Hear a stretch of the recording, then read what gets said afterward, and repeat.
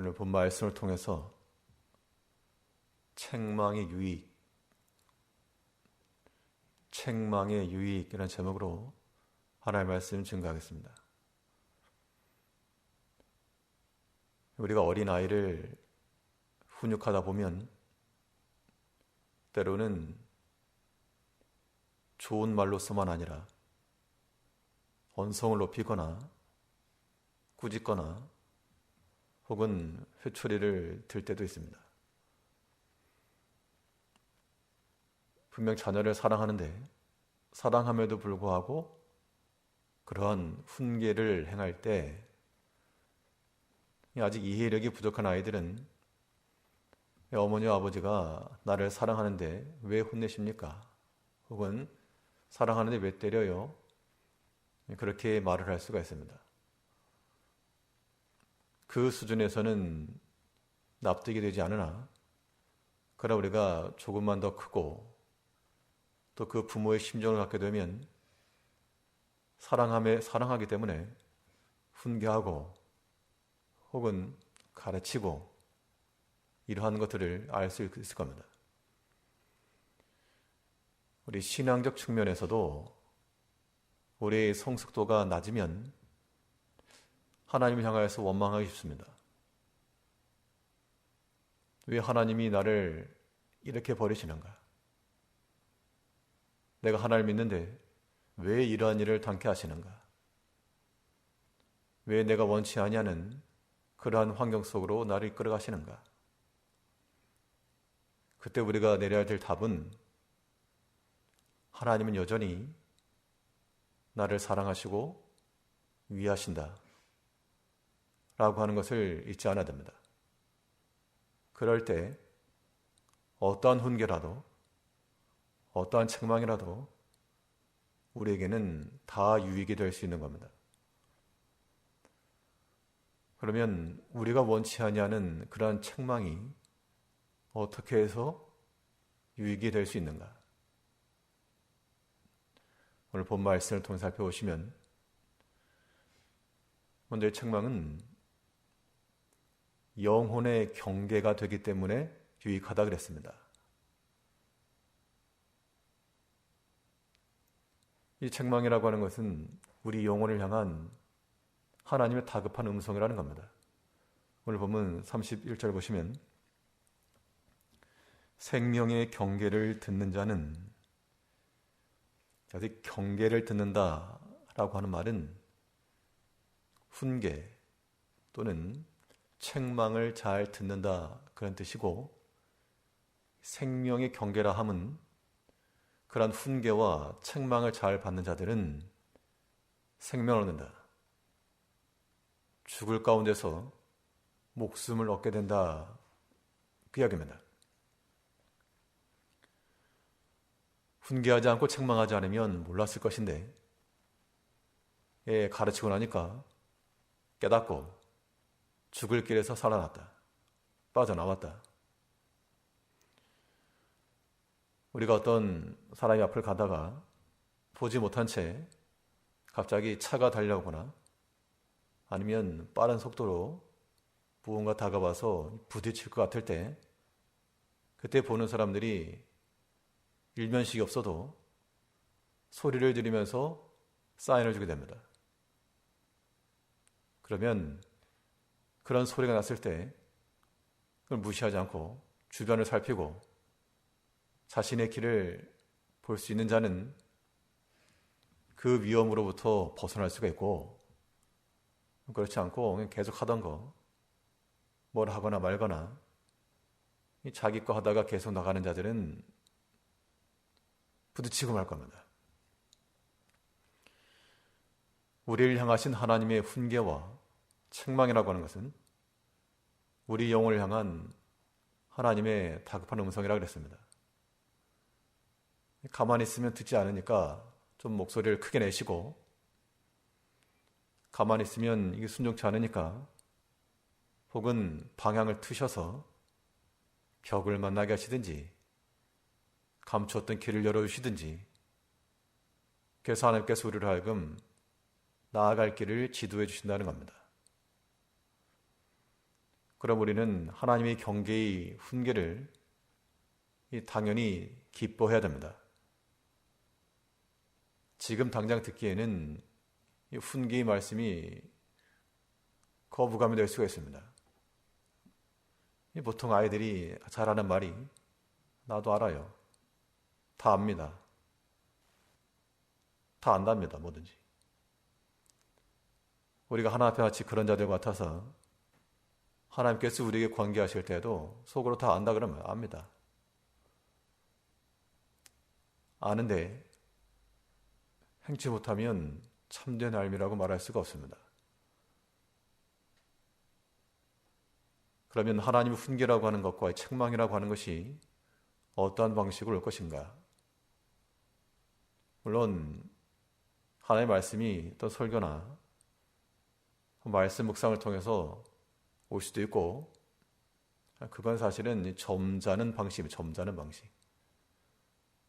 우리 성도들에게 있어서는 가장 좋은 방식으로, 가장 안전한 방식으로 교훈과 책망을 받는 길이 있습니다.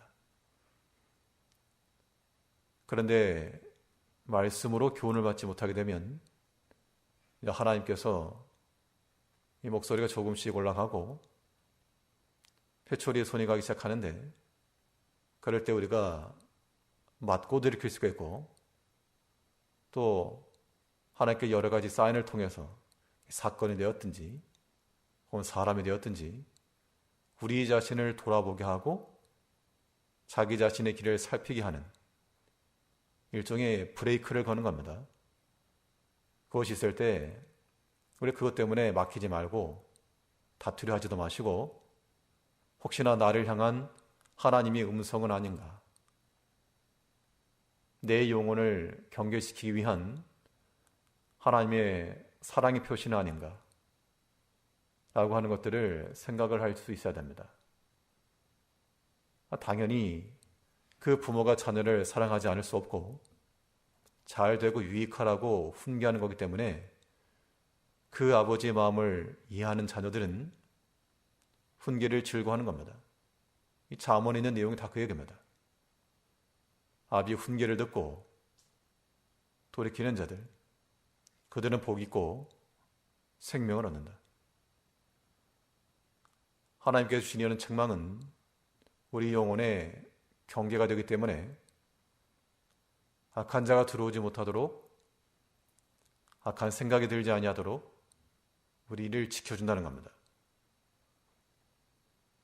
이 경계에 실패한 군사는 이거 전체를 무너뜨리는 겁니다.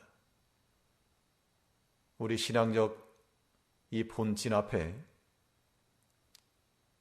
중요한 길목마다 주의 훈계를 두어서 그 훈계가 들어오지 못하게 하는 것들은 막아내고, 그 훈계의 말씀을 통해 나가라 하는 것들은 내보냄으로 우리가 이 생명길을 잘 걸어가야 됩니다. 우리를 향하여 다급하게 외치시는 하나님의 그 교훈하시는 음성을 듣고 오늘도 우리가 경계하며 자신의 길을 항상 살펴나갈 수 있는 그러한 성도님들 되시기 바랍니다. 또 이 책망이라고 하는 것이 우리에게 어떻게 유익이 되는가? 이 책망은 지혜를 정립해 주기 때문에 그렇다는 겁니다. 보통 우리가 어떤 카드를 사용하게 되면 마일리지나 포인트가 점점 쌓여나갑니다.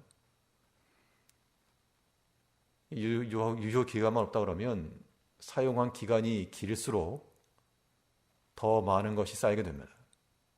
시간이 지나면 그것이 큰 효율을 발휘할 때가 있습니다.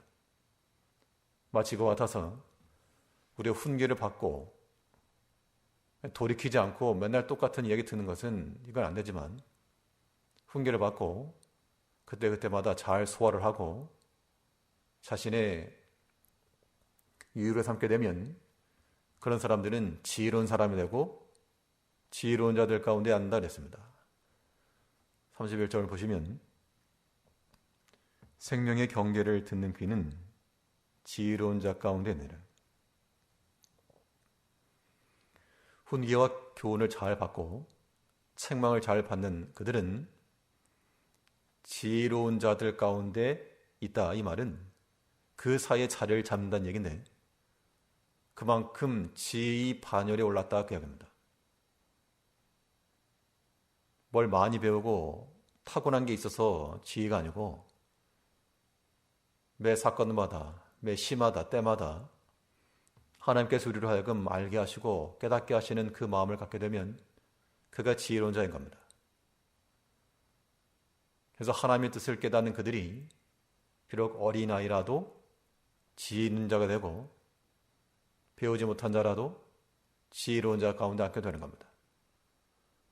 근데 아무리 좋은 훈계의 말씀을 주어도 듣지 않고 귀를 열지 않고 마음을 열지 않으면 어리석은 자와 똑같다는 겁니다. 책망이 듣기에는 좋아 보이지 않아도 연달한 자에게는 유익이 있다 그랬습니다. 우리가 단지 귀로만 듣지 말고 우리 마음으로 받고 이것이 내게 쌓이는 지혜라. 그런 생각을 하면서 우리의 부족한 것들을 항상 통탄히 여기고 똑같은 일들이 반복되지 아니하도록 주의를 기울여야 되겠으나 사람이 그런 결단과 결심만은 되지 않을 때 때로는 내가 원치 않고 듣기 싫은 그런 이야기들이 있다 할지라도 그것을 듣고 교훈을 삼아 자신의 영혼을 잘 지켜나가는 자들, 그들은 하나님의 지혜를 소유한다는 겁니다. 이 지혜의 깊이가 날로 더해지고 날로 강해져서 어떠한 상황에서라도 적용될 수 있고 어떠한 일 앞에서라도 답을 꺼낼 수 있는 그러한 지혜의 원천이 되어갈 수 있어야 한다는 겁니다. 우리가 하나님을 믿은 지 오래되었고 성경의 지식에 있어서는 박식하다 말하지만 정작 중요한 순간에 주의 말씀이 생각나지 않는다. 그렇게 되면 그건 탈락입니다. 우리가 하나님의 말씀을 듣고 그 생명의 경계를 듣는 귀는 지혜로운 자 가운데 있다.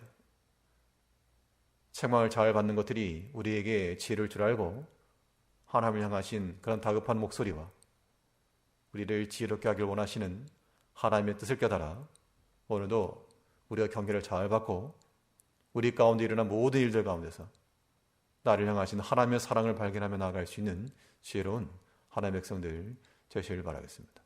기도하겠습니다.